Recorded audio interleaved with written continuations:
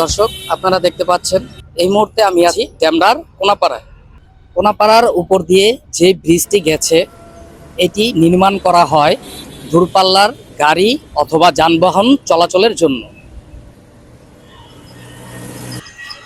কিন্তু এখান দিয়ে দেদারসে চলাফেরা করছে ব্যাটারি চালিত অটোরিকশা। অথচ এই ব্যাটারি চালিত অটোরিকশাগুলি চলাচলের কারণে যদি কোনো দুর্ঘটনা ঘটে তাহলে এর দায় কে নেবে? মোহাম্মদ নাদিম ইসলাম, ঢাকা প্রাইম নিউজ, ডেমরা, কোনাপাড়া।